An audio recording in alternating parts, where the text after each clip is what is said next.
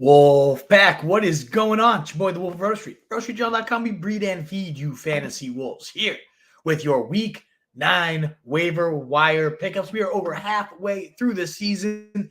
Yet another massive injury. Finding out tonight that Stefon Diggs is done for the year. The wide receiver position continues to get brutalized. It is rough out there, folks.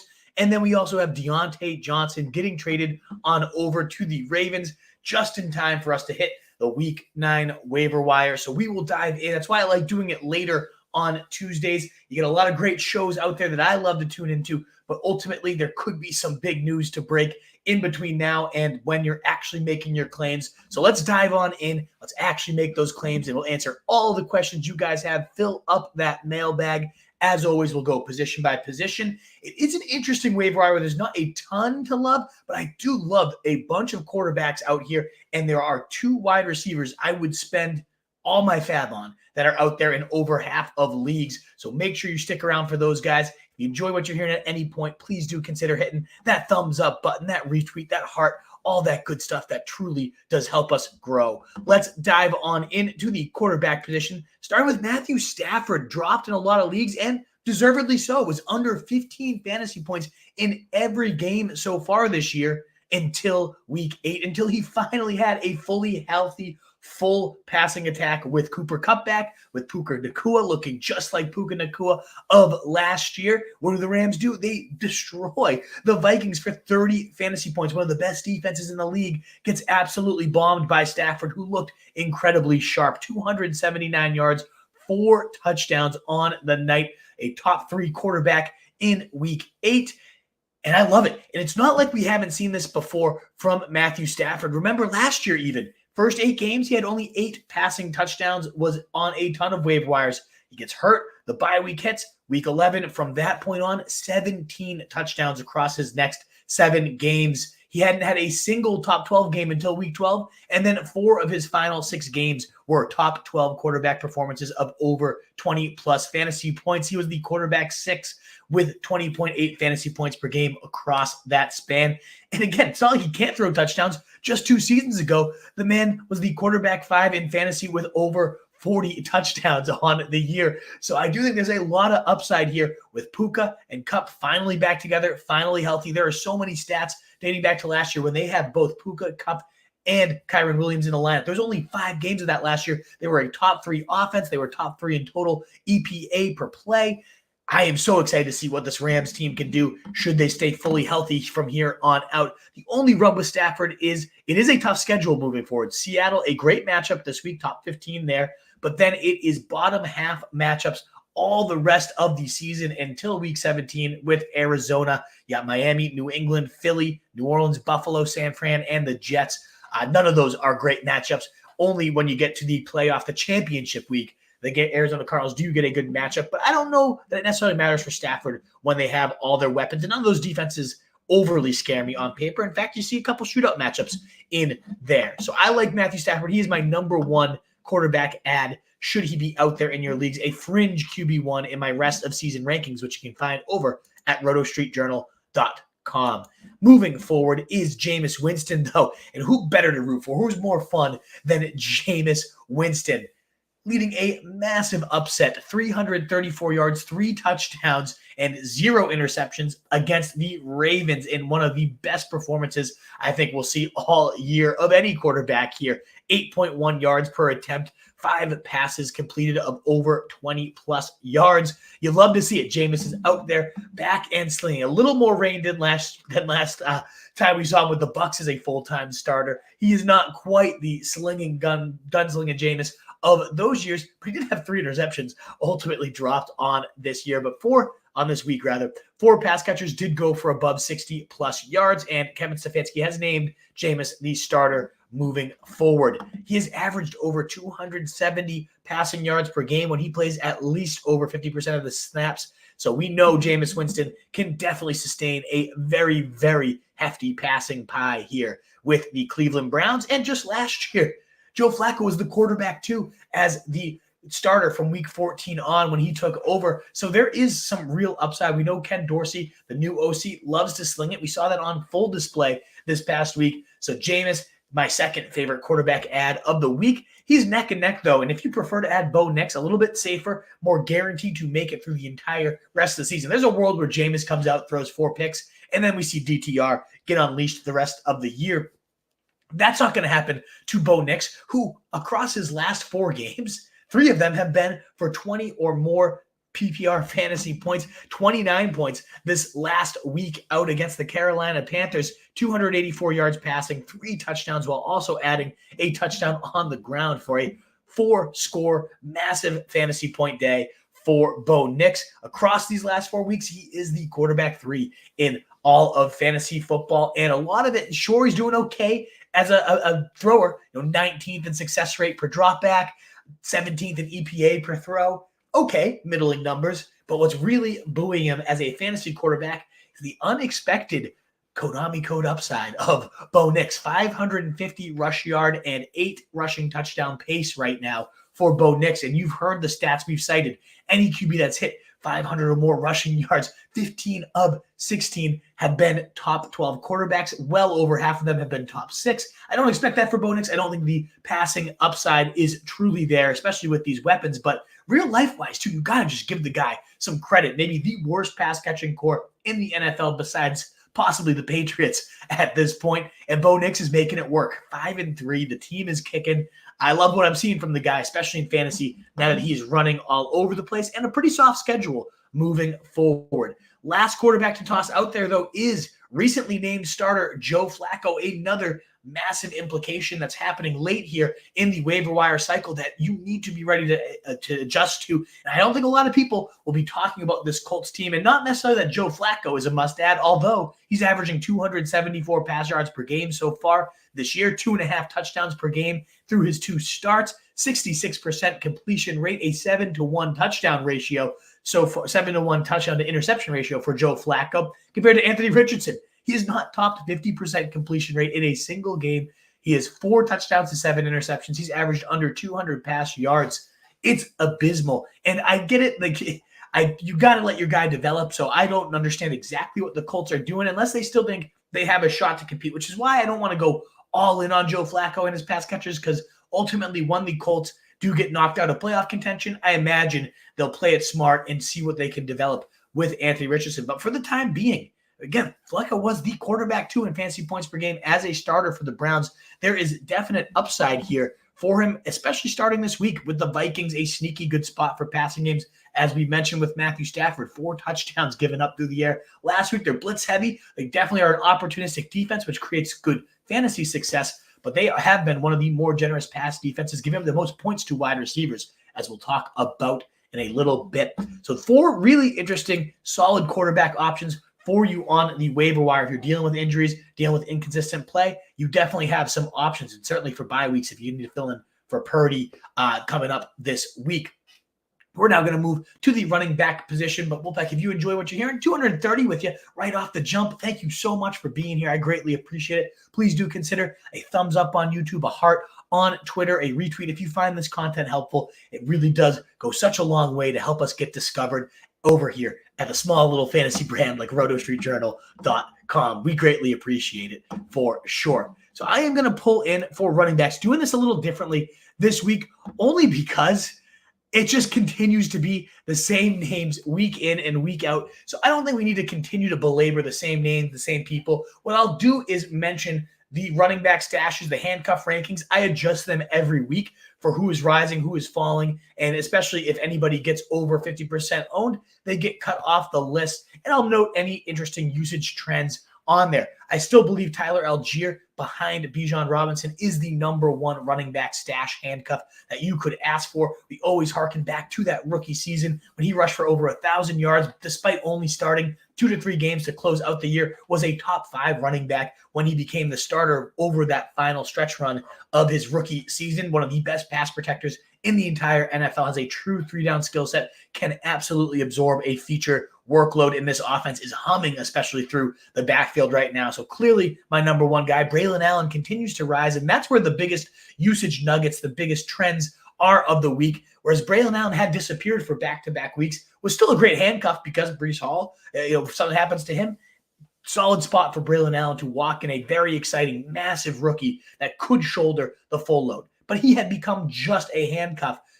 Despite starting the year as a very consistent rotation piece, had been seeing 33% of the carries leading into these past 2 weeks since the offensive coordinator changes. And then Braelon Allen became a background figure until, again, week 8, 42% rush share, his highest of the season.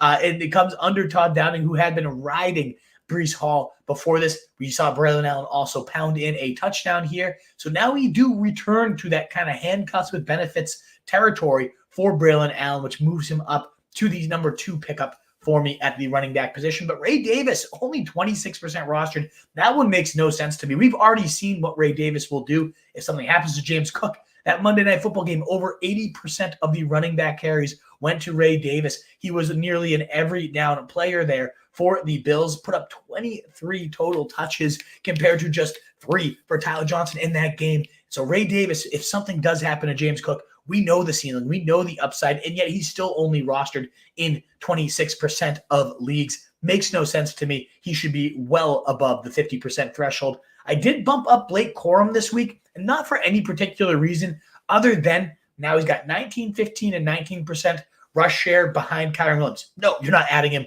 for any standalone benefits. This is not a Braelon Allen situation where you might be able to toss in Blake Corum in a desperation situation. It is the Kyren Williams show. But we saw Kyren miss some significant time last year and, again, consistently churning out 90% snap shares. That could eventually catch up to a smaller back like Kyren Williams. And so if he misses any time, I really do think Blake Corum, they even said when they drafted him, reminds us so much of Kyren Williams. That's why we need to add some insurance. We want to add a Kyren Williams clone. Not the exact words of Sean McVay, but along those lines were his post-draft comments. They love Blake Corum. And so I'm not enough to get him on the field. I understand that. But if something does happen to Kyren Williams, I do think Blake Corum would see a near 80% role. See that role that's making Kyren Williams such a fantasy stud in back-to-back seasons. What a punt returner this man is.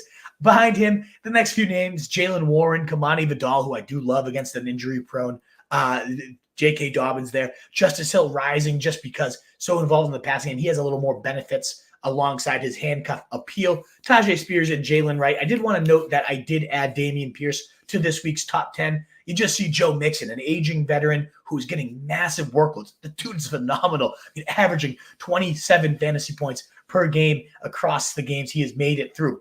Cannot discredit anything Joe Mixon is doing, but it is on the back of massive volume. And at his age, there's a real chance he could break down, making Dameon Pierce one of the – I don't hear anybody talking about him. I've never heard anybody mention Dameon Pierce anywhere, but they've traded away Cam Akers. Dameon Pierce does have a 50-yard touchdown on the season so far. I think he is one of the best handcuffs you can stash. He's out there in pretty much every single league. I know he hasn't been the perfect fit for Bobby Slowick's offense. But just a couple of years ago as a rookie, though, Dameon Pierce was a top 15 running back in fantasy. So something should happen to Mixon. There's really no one else that's going to steal any volume from him. Maybe Dario Gabulale might steal a little bit of passing game work. But I never really hear Dameon Pierce talked about, so I just wanted to shout him out, as well as Jalen Wright, very explosive rookie over there. We talked about him at length. We're not going to go all the way in depth on him yet again, but we do know McDaniels loves speed, maximizes speed. And if this team continues to fall out of contention, that's yet another path that Jalen Wright might enter this conversation beyond just injury to either Achane or Mostert. The team might just want to see what they have in their young rookie, Jalen Wright, who they traded up for in this past draft, should they get eliminated from that playoff contention. And then I did want to toss out, too, I think the banner might be covering up his name here, but a little bonus stash. Keaton Mitchell just got activated off the IR, at least to practice. He has not yet joined the game day roster, but only Devon Achane was more efficient on a per-touch basis. In fact, Keaton Mitchell might have threatened him had he not ultimately suffered his own injury. But every time he touched that rock last year, Keaton Mitchell, it was an electric factory. This guy has true game-breaking speed and ability. And I imagine, Justice Hill, as good as he's looked, the team does love him. They gave him a nice contract mid-season for Justice Hill. But I do think Keaton Mitchell could take that role over should he be back to his explosive self. Got to maybe get ahead on in deep leagues over here. But that wraps up my running backs Wolfpack. I just kind of wanted to rip through again. Unless there's an injury, it's really going to constantly be the same thing. Here's your stashes. Here's your handcuffs. Here's any difference with them. So I wanted to throw out those names. Again, a few changes to Braelon Allen's workload. Dameon Pierce now joining the top 10. And keep those eyes out for Keaton Mitchell. The meat of the show is going to be at the wide receiver position, though. So as we got 300 of you now here for the stream, another call, please, for that thumbs up button if you like what you're hearing, you find it helpful, whether you're live with us here or catching the replay. We had over like 50 likes on the last one last week. It really helped us get out to over 1,000 people on that stream, catching the replay there. So please do consider helping us out there. It would mean so much. Thank you so much. And we did get a super chat. So before we continue going, Tyler Sperry coming on in here, tossing the super chat about 5 minutes ago. Thank you, Tyler, for your patience while we get here. I will get to all your questions, but you can cut that line over here with a super chat. Thank you again, Tyler. He asks, Downs, Coleman, or Dell versus Sauce Gardner start to this week. And we're going to talk about Josh Downs in a little bit in some more depth here. Somehow still out there in over half of leagues. And now you got Joe Flacco taking over. To me, anytime Flacco's the QB, Downs is a no-brainer. You lock him in to your lineups, averaging over 19 PPR points per game. So I am definitely doing Downs no matter what. Coleman versus Dell is tougher, especially as you point out that Sauce Gardner matchup, especially because Tank Dell just doesn't really look like himself so far this year. But the Jets defense also doesn't look like itself. Sauce doesn't look like himself. The Patriots were moving the ball at ease against this Jets team. The Pats and Jacoby Brissett.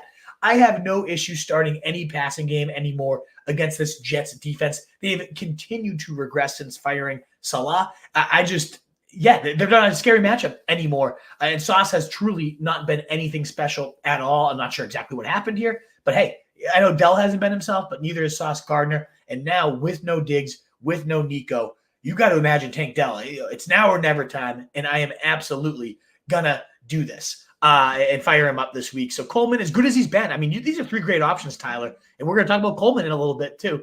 So I don't want to go into too much depth here.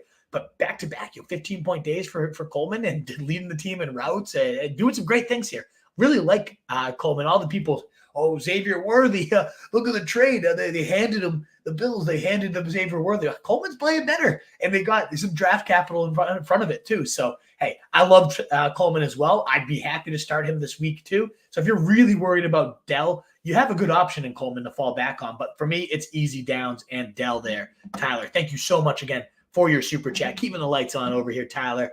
Regularly super chatting the guys. It is so greatly appreciated.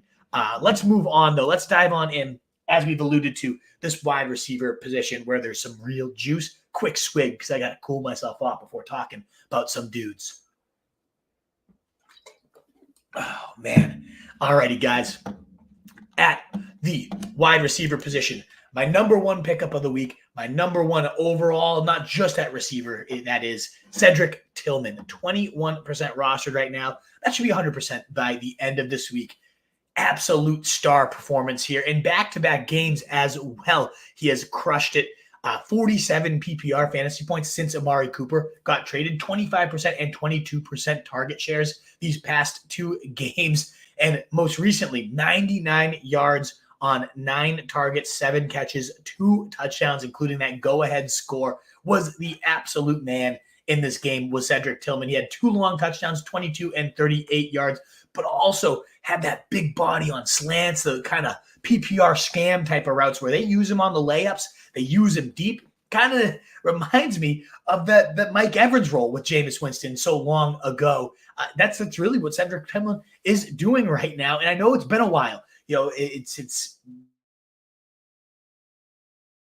and it's a little bit of a scam offense too. Could you really judge it? And he just has not really gotten onto the field. But since he has gone out here, I mean, we're talking about a big body that had speed in college, and we're really seeing it come to fruition here. The perfect type of guy for Jameis Winston to absolutely pepper. And we mentioned this. Jameis Winston has averaged 277 yards passing per game when he's played over 30% of the snaps. You can compare that to Deshaun Watson, who this year was averaging 170 yards per game.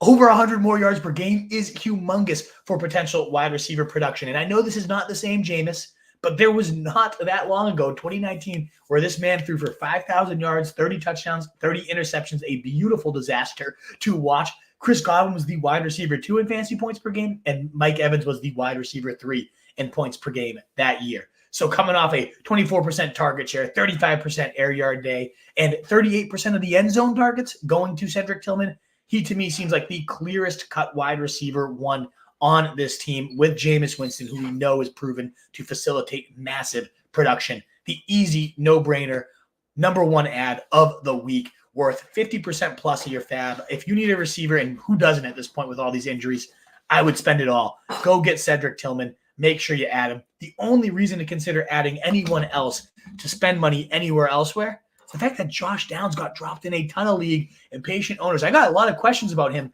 on the Sunday stream. Hey, can I drop Josh Downs to pick up XYZ? I don't think there was any that I said yes because of how much contingent upside this guy has. I point out that he is a locked-in top 20 weekly wide receiver if Joe Flacco ever makes starts, and that the team had been rumbling they might start Flacco. So if I told you to drop Downs, please call me out. Let me know. I can't remember a single time, though. I had a lot of people questioning it. And again, he's out there in over half of leagues. So check yours. See if anybody was impatient here. Because let's dive into just how good Josh Downs has been this season with Joe Flacco. 3 games of extensive Joe Flacco action. And how is Josh Downs doing? 19.2 fantasy points per game when Joe Flacco has played at least a quarter of the snaps. That would rank as the wide receiver 6 on this year. Just ahead of Malik Neighbors, CeeDee Lamb, Amon-Ra St. Brown, Drake London.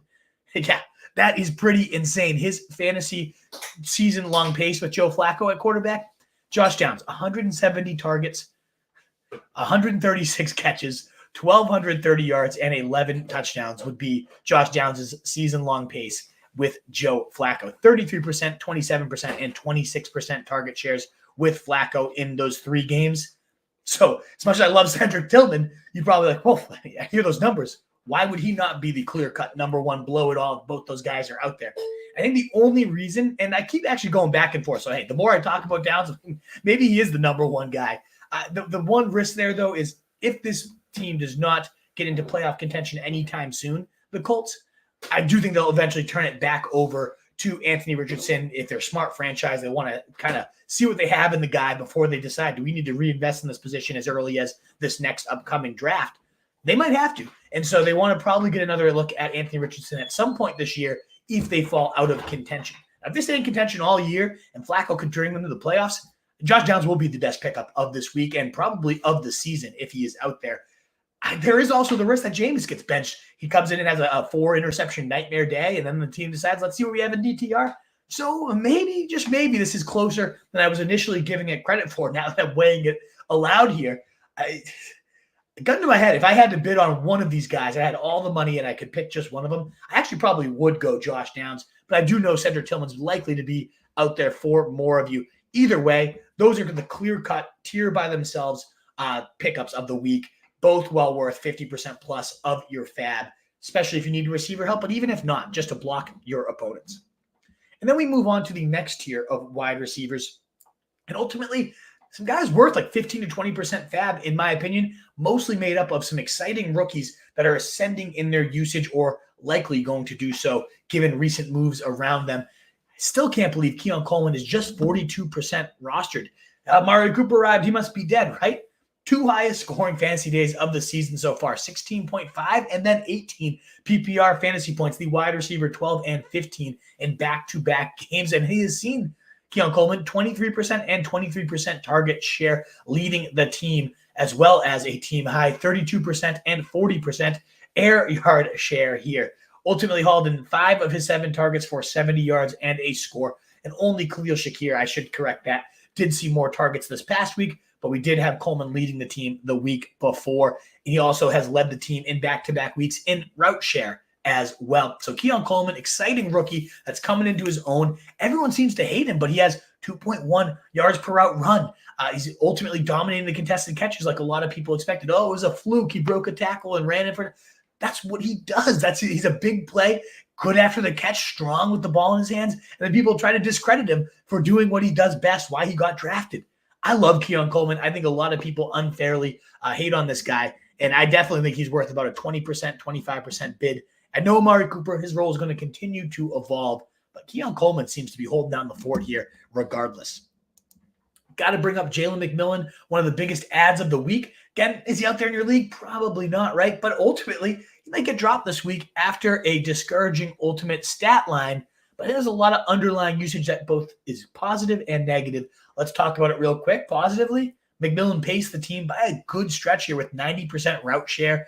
Annoyingly, though, did not play a lot of the Chris Godwin role. As we know, we wanted that slot role. We had Jalen McMillan, a 67% player in college out of the slot, dominated with 2.4 yards per route run out of the slot, was phenomenal in that role.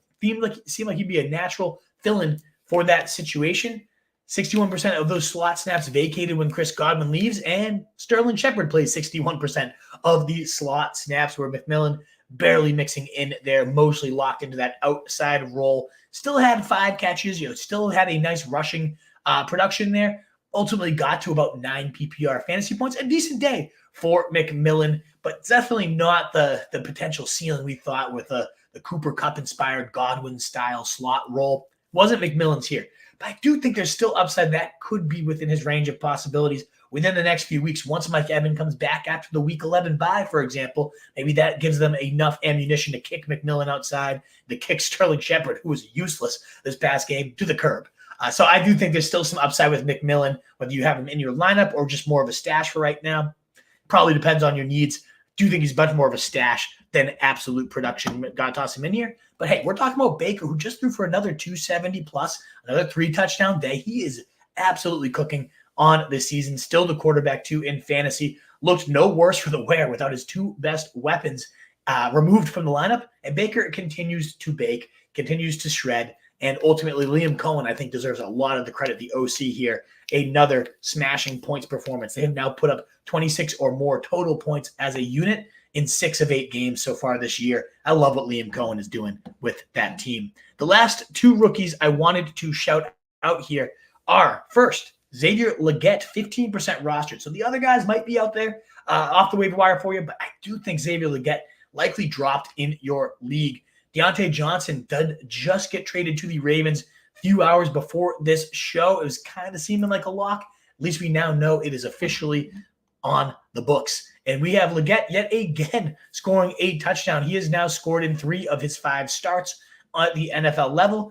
What better than having Xavier Legette in the pony celebration in your lineup to mock your opponent with? He is clearly a proven touchdown scorer so far this year. It goes back to his college days, especially his senior year, a big body. He was a touchdown machine there at South Carolina. And now the 32nd overall pick, a first-round pedigree, could very easily be stepping into the number 1 role here. Had a 20.6% target share, led the team with that, 13.4 PPR fantasy points, coming against the Broncos, a very good defense, and coming with Bryce Young throwing the rock. But that's why I recommend not going overly crazy for Legette. Is team's probably going to want to see what they have in Bryce Young in this lost season at this point. Now, they might have just given up to the point where they do start Andy Dalton moving forward, in which case Xavier Legette would probably be worth 25, 30% of your FAAB. But at the risk of it being a Bryce Young-led nightmare the rest of the year, he did look okay, by the way, against the Broncos. So maybe he's going to take a step forward. So there is some upside regardless of who his quarterback is. I do think Legette's a real player. We haven't seen a ton yet, 1.2 yards per route run, 18% targets per route, middling kind of efficiency metrics here. I still believe in the guy. I still believe in Canales as a play caller. He talked about wanting to use Xavier Legette on screens, on end arounds, and we're seeing very creative usage for him. There is 2 more Panthers receivers we will talk about shortly, but ultimately I do think Legette is the best bet to emerge as the number 1 for this Panthers attack.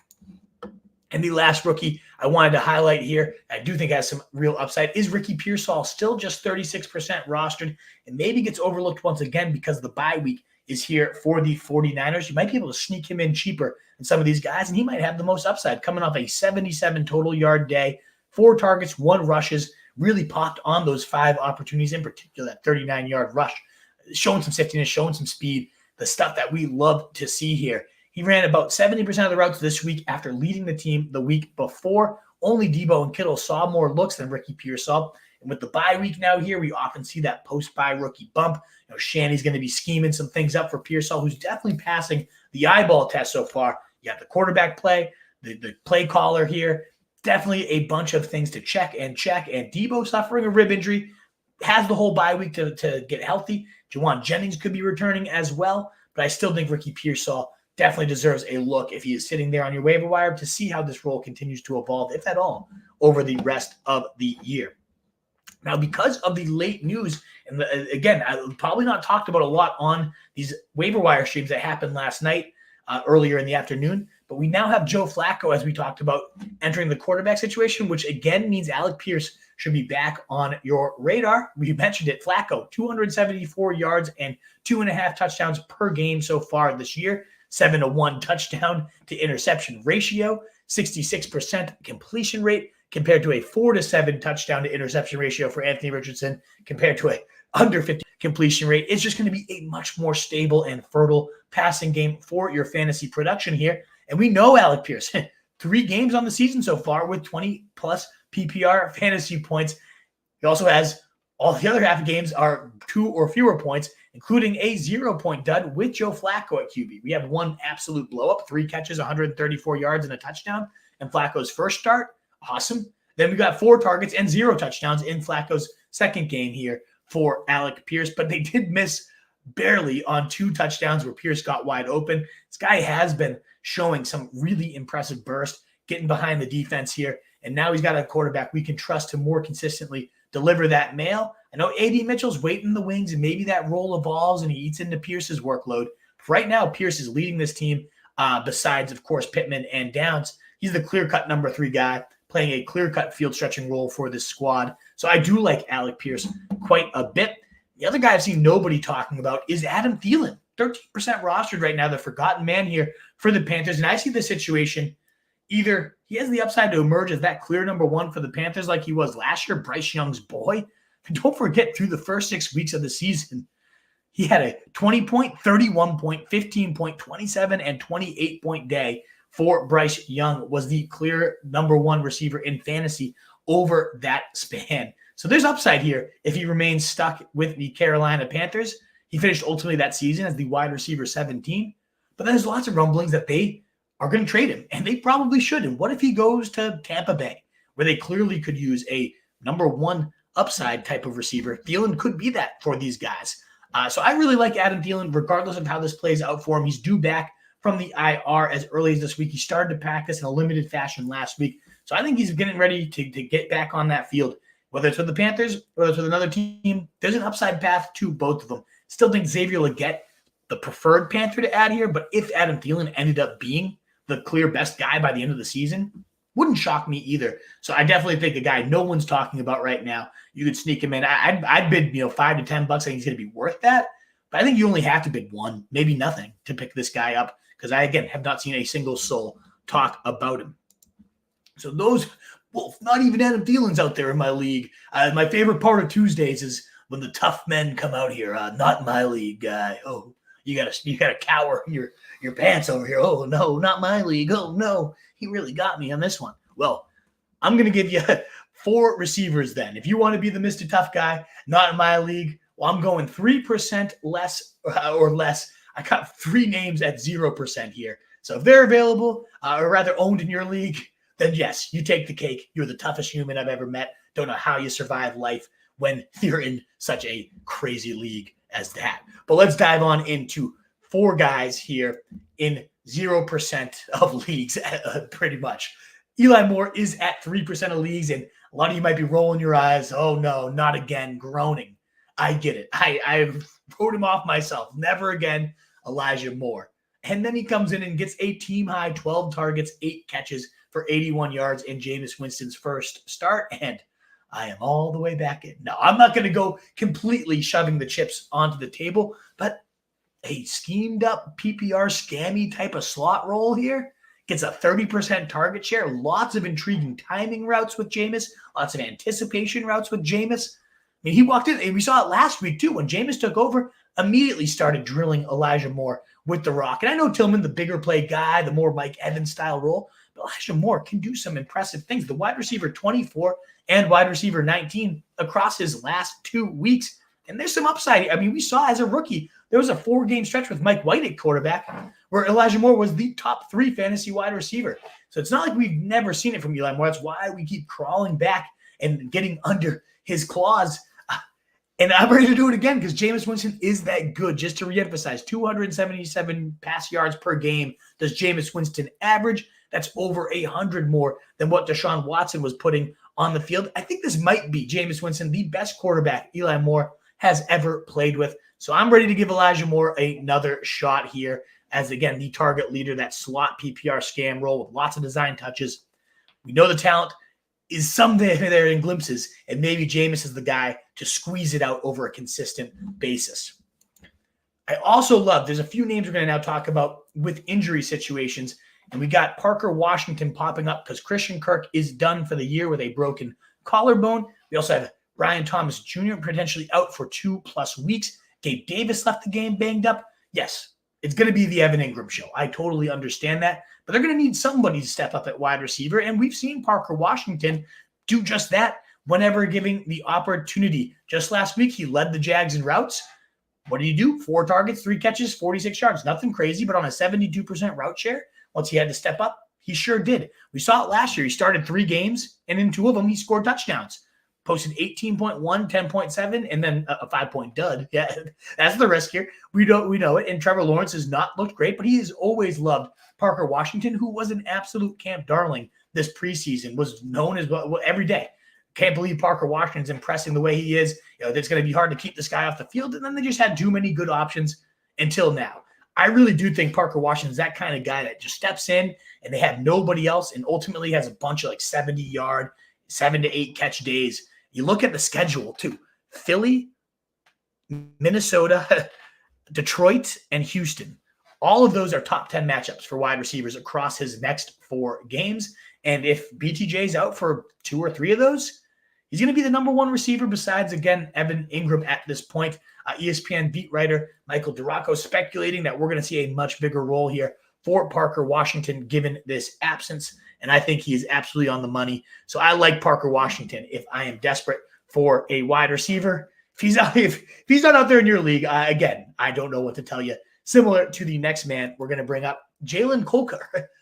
Holy cross, shout him out, baby. I don't get to do that often on the stream, but a Crusader through and through. My alma mater there. Love to see Jalen Coker. I did watch him play quite a few times. Wasn't in college at the same time as Coker or anything like that, but visited for a few games. He got a game-winning touchdown at one of the ones I was at when they faced Fordham in a 35-42 shootout overtime special, and Coker came down with a game winner. So I've seen this man ball out, and I get it. It was coming against Ivy League, Patriot League, not the highest levels of competition, but very impressive nonetheless. Every time I saw him play, it's like, man, this kid is popping. And I did, when I was at Holy Cross, actually get to see Victor Cruz play while he was at UMass. And it was another one of those situations where you see a talent that just does not belong on that field. It was clearly a level above everyone he was going with. Coker gave those type of vibes while he was out there. And so far at the pros, he's done some good things. 80, he's got a PFF grade over 80. He's top 12 right now in PPR receiving grades. Very, very impressive in that sense. And he's a big body. He just hauled in, again, six targets. He had 4 catches for 78 yards and a score. Ultimately, a 17.6% target share and put up 18 fantasy points on there. And this was against the Broncos, a very, very good defense. So that's another guy, Jalen Coker, one of those rookies that steps into a bigger role and just continues to evolve here, especially if they ship off Adam Thielen.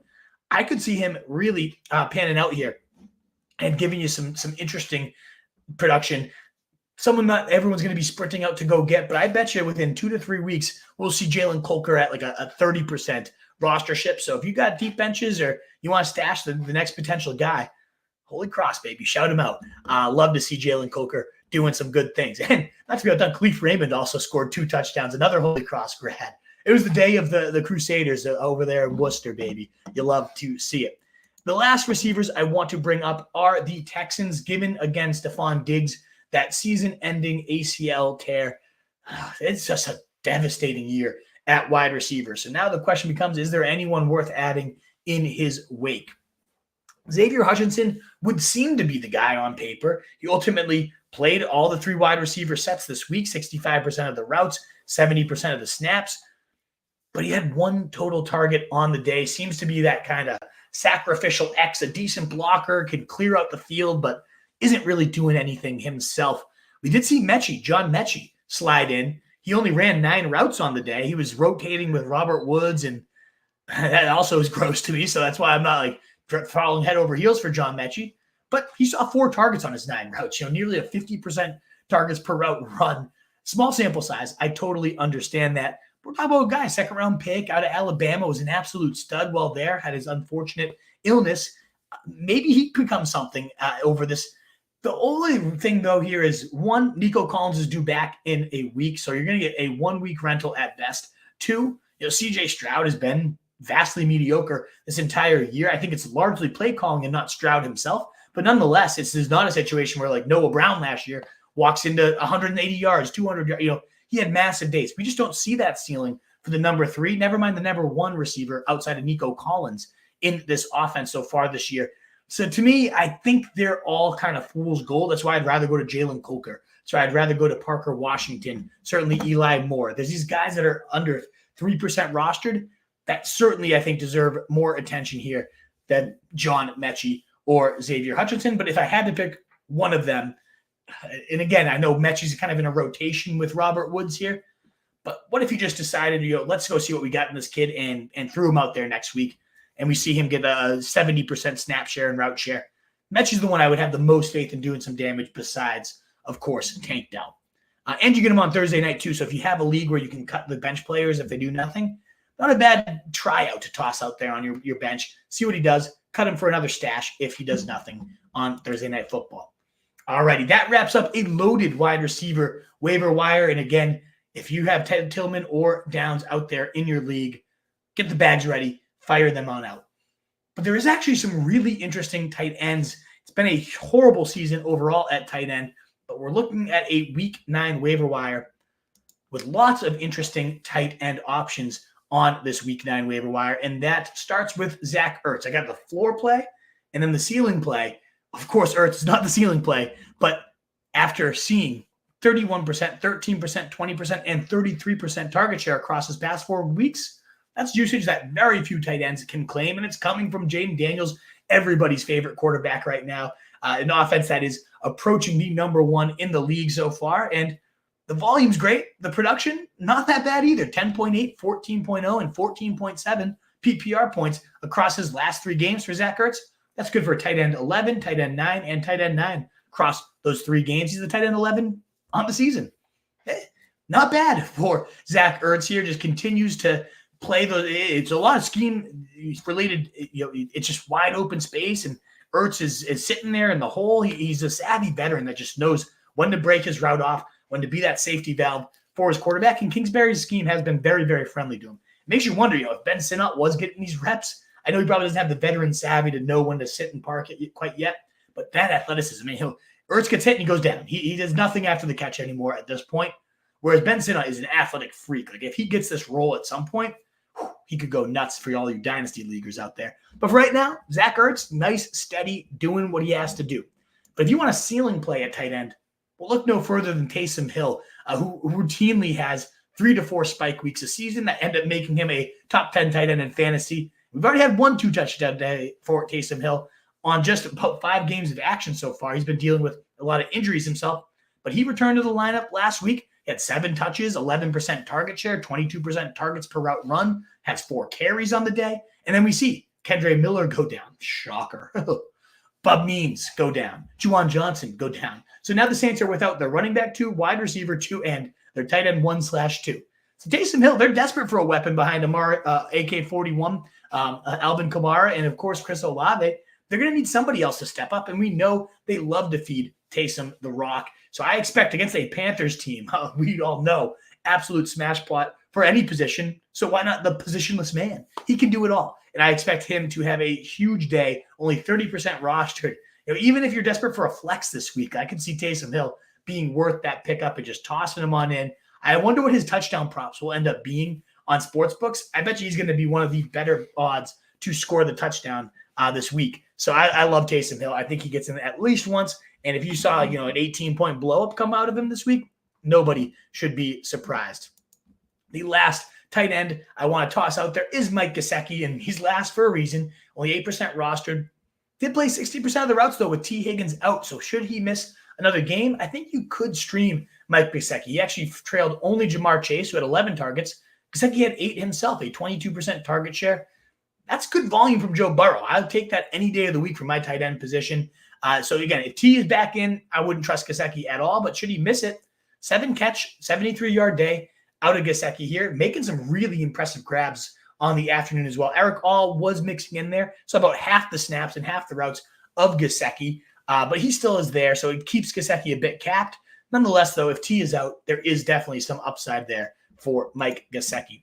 Alrighty, guys, that is all the players I wanted to cover and talk about. We're going to hit really quickly, as we always do, our defensive streamers, and then it's on to the mailbag, on to all of your questions. Seen some great ones out there, so please do keep peppering the mailbag. Happy to help you guys out and answer all the questions that we get. And if you enjoy the content, if you find it helpful, please do help us out with that thumbs up button on YouTube, that heart button on Twitter, the retweet. It really does help us get out to more people, grow the channel, and of course, checking out all our content over at rotostreetjournal.com is a huge help.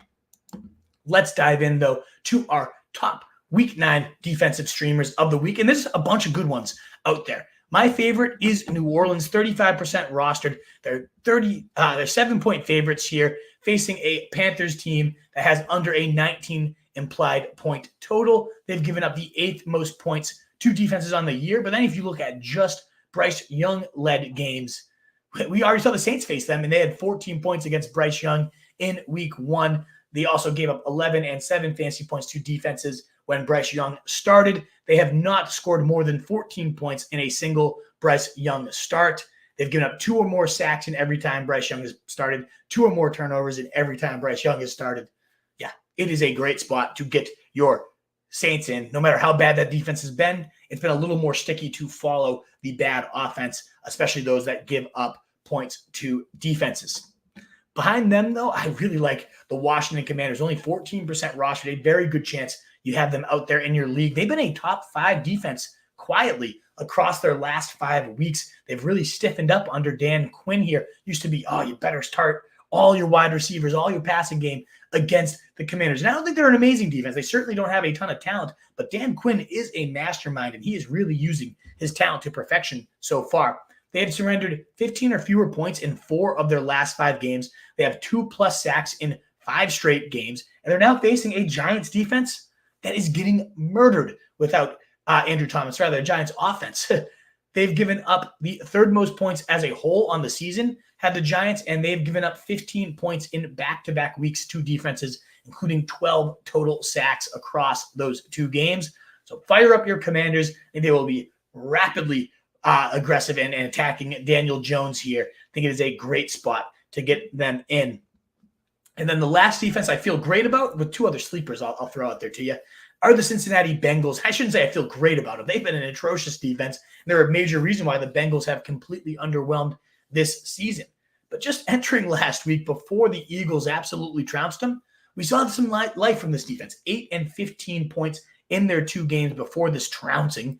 And now they get the Raiders, the 2nd most points allowed to defenses on the season.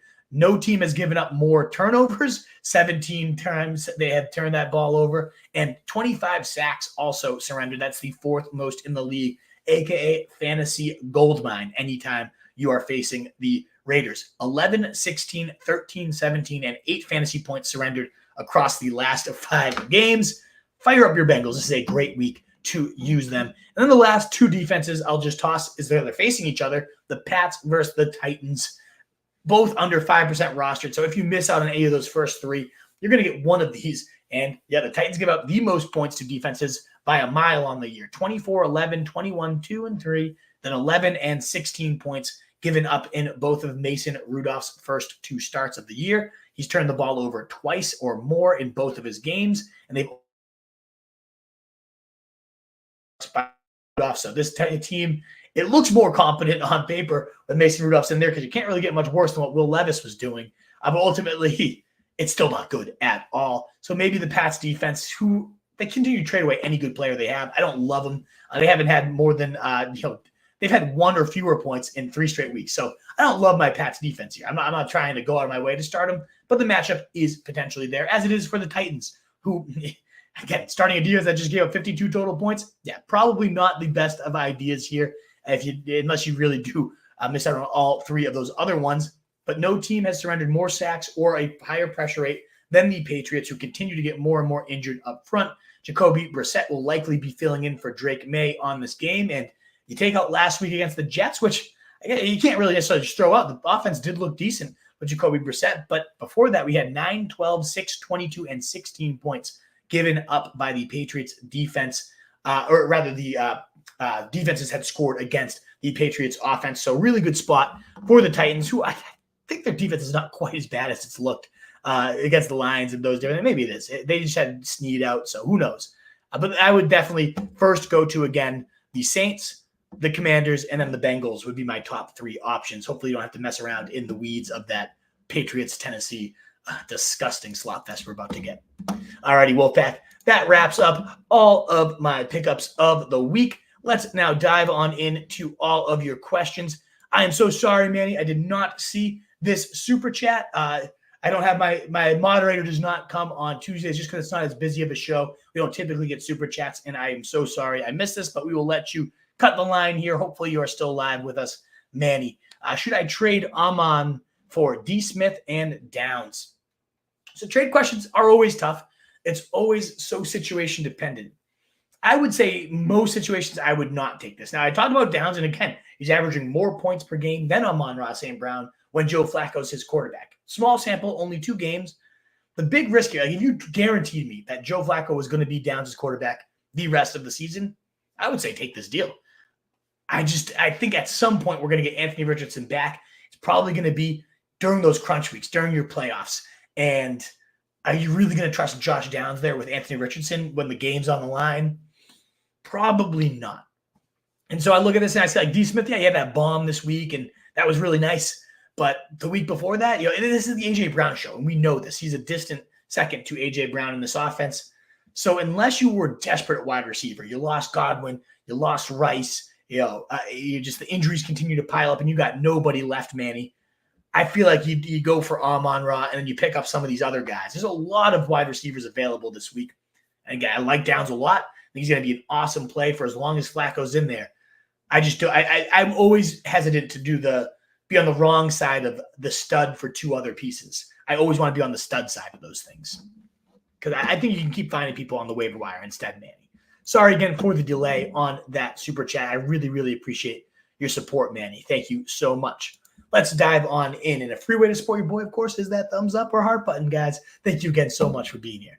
My man, Jason Quinn, asking, drop Rico Dowdle and Braelon Allen for Josh Downs, half PPR. I actually do want to just quickly pull up, Jason, before you go. I do want to show, I always do this for each of these. And so let me just pull down your question and show you guys. This is on my Twitter. You can find me at Roto Street Wolf. I put my rankings out every week for the waiver wire, and I hope this kind of helps you how to categorize these guys, how to spend your FAAB. And as you can see, again, as we emphasize on the show, 2 guys at the top of that tier 1 with Cedric Tillman and Josh Downs. Those are the guys that I would pay all my FAAB for. YOLO, send it, add them to your roster, no matter what the cost is.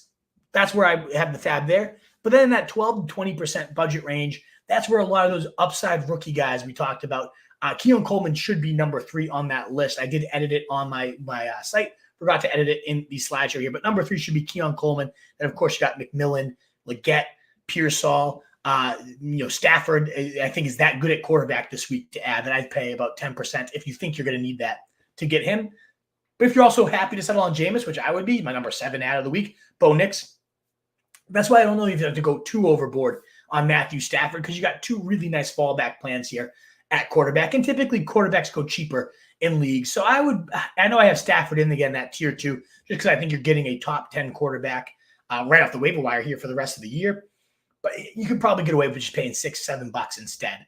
Then I have, of course, a lot of those upside stashes, Algier, Allen, Davis, like Alec Pierce's upside with Flacco. So I bumped him up to 12. Ertz, Taysom Hill, if you needed a tight end, Elijah Moore really panned out. And I do think Thielen, again, whether he gets traded or enters that number 1 conversation. And then you can see in that 0 to 3% range, a lot of those names we talked about, some stash running backs, some 0% wide receivers that are out there, the Cokers, the Parker Washingtons, and whatnot. So those are my waiver wire rankings of the week. Again, you can find those at Roto Street Wolf on Twitter if you want to see the updated list, which I have right up there now. All right, let's now dive on into your questions. Thank you for your patience, guys, while I pull up that. Here we are. All right, and thanks again for the super chats, Manny and Tyler. So greatly appreciated. Jason, back to your question. Drop Rico Dowdle and Braelon Allen for downs. Don't know why you had to drop them both, but I would, yes, absolutely drop either of them. It depends on what you need as well. I'd probably keep Dowdle, though. The Zeke and Dalvin Cook experience was ugly this past week. So I'd most likely drop Braelon Allen there, even though his upside is much higher as a stash. Magic Mike, lost Diggs and Godwin in back-to-back weeks. Oof. Magic Mike, I am so sorry for you. Am I done diddly done for? I don't think you're done diddly done for, sir. Especially because you're saying you have McConkey up there in your waiver wire. He's the clear number one ad of this list. You know, he'd be above anybody I talk to. And I love Tillman. I love Downs. McConkey would be right up there with those guys as like I'd bid every cent to go pick this guy up. 2 touchdowns this past week, narrowly missing a sheath of epic proportion, like 1 yard away from a third touchdown for Lad McConkey, a 32 PPR point day. It was beautiful. So yeah, Lad McConkey is definitely the number one guy on this list for me. I would say probably Allen, then Leggett, then Thielen is how I'd rank the rest of them, Magic Mike. Are you as optimistic on Neighbors as you were? So Casey, yes and no. I think the guy is still an absolute stud. Bad drop last night, but another 10 targets. The guy is a volume hog here. I guess my issue is with no Andrew Thomas, I think this Giants team just completely crumbles. So I am a little more worried for him moving forward than I would have been with Andrew Thomas in the lineup. I think if I could find a reasonable deal, but he's still a top 25 for me on my rest of the season big board. And long term, when they get a real quarterback there, I think he's a top 5 overall talent right now, at minimum, at wide receiver in the league already. I do get worried. Like every time he goes down, I'm like, oh God, I'm scared. So yeah, if you can get a good enough deal, go for it. You can see my rest of the season rankings and where I have him. But yeah, he makes me a little nervous, but not enough to drop him outside of my first 2 rounds, Casey.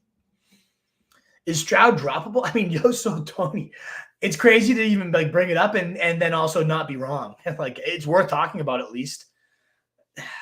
I'd probably drop Caleb before I drop Stroud. Like I don't know why, but I keep clinging to this idea. Like when I saw last year from Stroud and how good he was, but now we got the injuries piling up for him too. I mean, maybe like on my rest of the season big board, I do have Stafford higher. So if it's him or Stroud, I'd probably go Stafford, but I would drop Caleb over Stroud myself. And you're welcome, Yosoy. Smash the like. Thank you so much, Yosoy, for doing the Lord's work and encouraging everybody to smash that thumbs up, smash that heart button. It would be so greatly appreciated. William, what's up? Always good to see you, Willie G. Would you trade Higgins and Worthy or Higgins and Chase Brown for MHJ?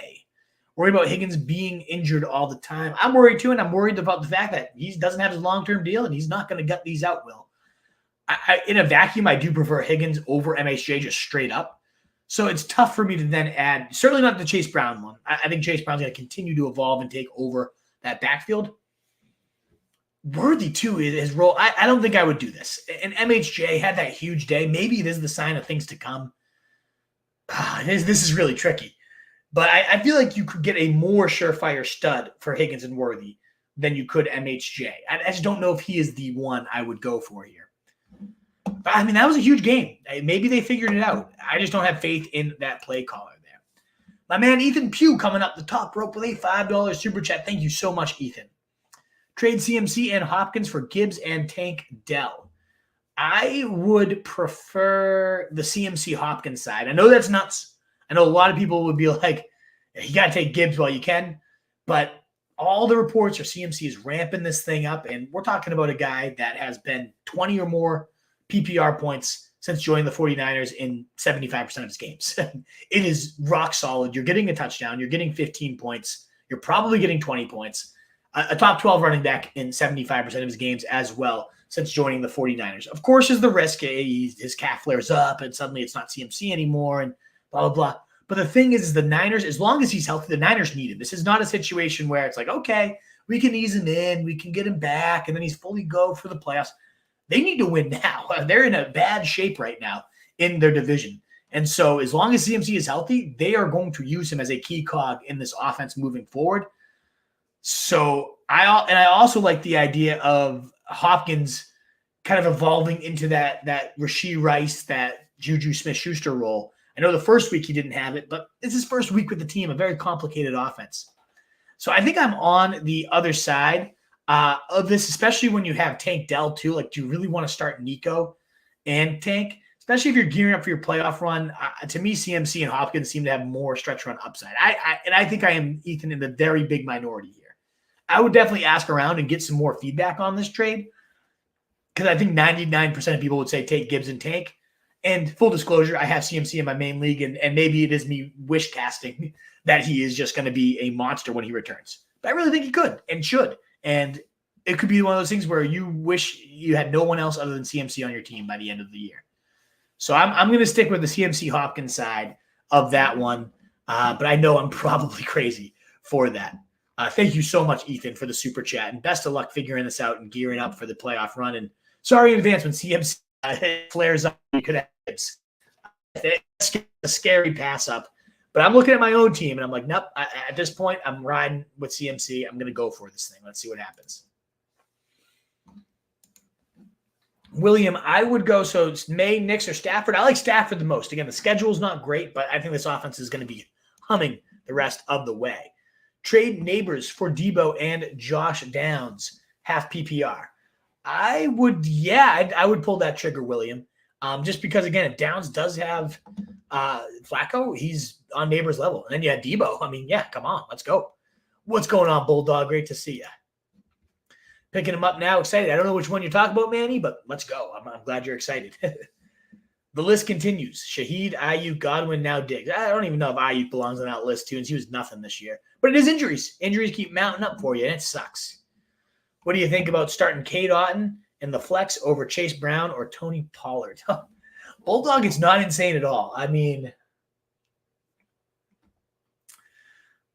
I don't know. Who does Pollard face? If Tajay Spears is out, Pollard is such a workhorse. I probably don't do that, but I don't know. I mean, Cade Otton is the main vein of the passing attack at this point, Bulldog. Yeah, I mean, especially in full PPR, if you're getting those dink and dunk points, yeah, I would really consider that. I agree. AR5 is a bum. Doyle, you've been saying it for a while. Good to see you, Doyle Murphy. And, yeah, I fully agreed. I've never been on the AR5 train. Wrote about him as a bust in my guide this year. I never got it. I didn't understand why anybody was going as high on him as his price was. You know, he was going ahead of like Jalen Hurts in some drafts. No way. Full PPR. I have A.J. Brown, Waddle, Bateman, and Douglas left. Who do you like the best out of Eli Moore or Slayton? I'd go Eli Moore there, Tunes. Let's see what Jameis does, right? Let's do it. Armin, should I pick up Washington's D now that Flacco is starting against Minnesota? We're seeing some cracks on Minnesota, but like Flacco, the thing with him, he'll put up his points, but he will absolutely turn that thing over. So if it means you have to drop Minnesota, who has been such a stalwart defense, I probably wouldn't. I think I'll have them higher than Washington, but they're going to be close, Armin. Doyle Murphs, do you think Cedric Tillman's targets will continue at close to this rate? With Jameis the starter for the rest of the season, he should get consistent targets, and Jameis loves to sling it. Yeah, Doyle, I see no reason why this changed. You know, back-to-back weeks with 30% plus first read targets, too. That's the big thing, is that, you know, it tells you that whether it's the quarterback that just has eyes for him or it's the play caller just saying, here you go, Tillman, let's design another layup for you. He's been absolutely feasting on those first read targets. Eli Moore, too. What I love is that Jerry Jeudy's like the distant third. I've never been a Jeudy guy. I think he's soft as baby dew. Tillman's the man, though. He is just like a player. You know, eyeball test, everything. The big body on the slants, the ability to get deep with that big frame, too. Like I like everything I'm seeing. I have nothing against Cedric Tillman right now. He's in redraft for me, probably a top 25, 30 wide receiver. I don't know where I put him on the rest of the season big board. I got to double check that. But I think I had him right around like 27. And that might be too low. The only thing that worries me is their schedule is pretty tough the rest of the year. And a lot of this production came in 2 of the top 8 matchups you could possibly ask for. Still, though, I think as a player, I think Jameis facilitates wide receiver monster days. And as long as Jameis doesn't implode, that's the only other risk I see with Tillman is if Jameis, who we've seen implode in the past, if he just does horrendous and gets benched for DTR, all bets are off with Cedric Tillman. But for right now, yeah, I love it. I love everything I'm seeing. Casey White, ignore this question if you end up addressing it, but do you think John Metchie? So, yeah, we talked about this. And again, he only ran 9 routes and he saw 4 targets on it, and that was cool. But he was also rotating with Robert Woods. He couldn't separate. And it's also one of those things where Stroud isn't like, again, last year's offense, yeah. Noah Brown was putting up top 5 days in this offense because Stroud was slinging and this thing was opened up. It's just been since Joe Mixon came in, and you can't blame them. They're winning too. That's the thing. Is like it's boring. It sucks for fantasy, but they keep winning games. Like, why are they going to change it? And I agree with you too. Like I liked him more than JMO. I thought he was more consistent. His steady chain mover. I like Metchie, but he hasn't been able to force his way on the field yet. So, at this point, JMO is definitely the more explosive and dangerous guy. And it's just, if he came in there and played every snap and Robert Woods didn't stiff the field, I'd feel a lot differently. But the fact that they kept this corpse of Robert Woods still involved, it's just like, it's going to be a 1 game at most. Nico Collins will be back. And then Xavier Hutchinson's still playing ahead of him. And I don't love it. It could though. Like in deep leagues, betting on former real serious talent, you can do worse. Thoughts on Supper? Don't know who Supper is, Tyler. I'm sorry, but I'm excited to eat my supper: grilled cheese and tomato soup. Can't wait. Sauce is kind of I agree, Doyle. Like we were just talking about, you don't have to be scared of facing the Jets anymore. Take Dell, light them up. Question mark. Manny had a super chat. Thank you again, Manny. Sorry. Thank you for your patience with that. And this is live. Yes. I missed the super chat. We usually have a moderator that points out when super chats pop up, and I did not have him tonight. So thank you for your patience getting that answered and for the super chat. And I see you say thank you down there. So I'm glad you're still here for it. My bad on the delay. Ringside Rips. Cool name. 10-man, half PPR. Rank in order of rest of season value. Coleman, Downs, Stafford, Leggett, Sutton. So most of these guys are in my waiver wire list. You can find on my Twitter at RotoStreetWolf, Ringside Rips. And I would rank them Downs, Coleman, Sutton, Stafford, Leggett is probably how I would do that. Where you place Juwan Jennings I would put him behind all those except maybe McMillan.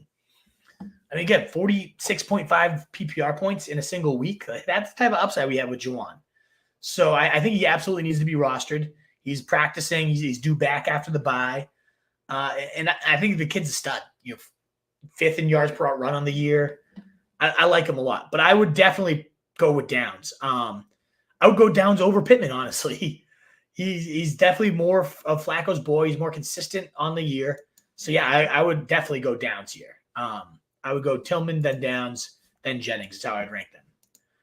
We already addressed that. Manny, I just can't ever trust Eli Moore. Yeah, I get it. I totally understand it. Loving them Downs just put up numbers with Richardson, and now they put – yeah, exactly, right? Like he is an absolute stud AR candidate. I agree. I'm a big fan. And we did get another super chat from my man Manny. Thank you so much. Just popped up on the feed over here. Worthy, Waddle, D-Hop, Chase Brown. Thank you again so much, Manny. Double super chat and double supporting your boy. It means a lot. It's not unnoticed by any means. Worthy, Waddle, D-Hop, Chase Brown, Tracy, wide receiver 2, and a flex. I would lean. So again, I don't. On the Tuesday show, my focus is waiver wire, diving into the prospects. I don't have the matchups memorized at this point in the top of my head. So I wish I could help you out more, Manny. I do have my first draft of rankings up. I always put those up Monday night. But I really start diving in Wednesday and then certainly ahead of Thursday's sit-start show, 6:30 p.m. Eastern time for all you guys watching live or the replay here. I'll be live with my man, The Truth, for your Thursday night kickoff. But my gun to my head here, if I had to pick a flex and a wide receiver 2, and I'm assuming half PPR here, I can't bench Tracy if he's in. I know the concussion, maybe he doesn't play, in which case I'd go to Chase Brown. But I'm going one of the running backs for the flex. Ideally, it's Tracy. I mean, 149 yards last week. The guy is a stud. Love Tyron Tracy. And Washington's not a bad matchup at all for him. And then among these ones, it comes down to right now, either Waddle. I didn't do much with Tua back, but the offense as a whole looks so much better. So I think good things are ahead. But But Worthy, man, those 11 targets, like getting more involved in the quick game too. I liked it. I would add, as of this exact moment, without, again, admitting that I don't have a ton of research, I don't know exactly who they're all even playing off the top of my head, I'd go Waddle and Tracy. But certainly, Manny, hopefully you can pop in to the Thursday Night Football stream at 6:30 p.m. Eastern time and give you a more in-depth answer. We'll know a little bit more about Tracy as well, hopefully by that point. But thank you so much again for the double super chats. It is so greatly appreciated, brother. All righty. We left off at Tony. You need to drop one running back: Bigsby, Bucky, Javonte, Brooks, or B-Rob. Why? Why did you drop one of these guys? They're all so good. If I had to drop one of them, it might be Brooks, who a lot of people, the coach came out and said he might not play this year. The rest of these guys are just too good. And Javonte would be the next one, I guess, on the chopping block. Certainly not dropping Bucky. We know what Bigsby can do with ETN out. B-Rob is the far and away best of these guys. But I can't drop Bucky. He's just too talented too. So I think B-Rob and Bucky are the absolute locks. And then I would say I'd like to see what Brooks does. If you don't think you're ever going to toss Javonte in, I think he'd probably be the first one I cut. He didn't do it against the Panthers. Who's he going to do it against, Would you start Nix over Goff or Stafford? I'd probably go Stafford there, AR Cannabis. But there is some rushing upside to Nix. There's no doubt about it. Thoughts on CD for Ken Walker and B. Thomas?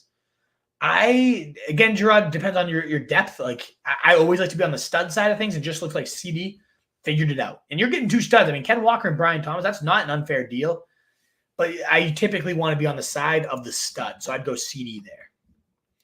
Trade James Cook, Garrett Wilson, and Jawan Jennings for CeeDee Lamb and Mike Evans. Yeah, I think I would do that one. I know it depends. Are you in good shape here to withstand the Mike Evans you waited out? Because after week 11, they fully get himself healthy. And, you have him with no Godwin and CD the rest of the year. That is some serious firepower. Cook's awesome. He's been playing great. Garrett Wilson's outplaying Devontae right now, but Jets seem ready to combust at any second. Jawan Jennings is a nice waiver ad, but I would definitely rather have the Lamb and Evans side, assuming you can weather that storm. Manny's saying, I'll wait till Sunday. You don't have to keep it. I mean, we'll take it. You're so appreciated. I love it. Thank you for showing your appreciation, Manny. It helps keep these lights on over here at Rush Street Journal. But you've already super chatted. Well, you're the man. Thank you so much. Very generous. Townie, would you trade Eckler? I love the name Townie. Eckler to receive Pittman now that Flacco's back? Yeah, I would. I think the whole passing game is suddenly reignited. Now, again, as soon as Flacco comes in, he might be pulled. So that's the risk here. But, yeah, Pittman's right back to a top 25, 30 wide receiver at worst. And Eckler is just not doing much. So, yeah, I would.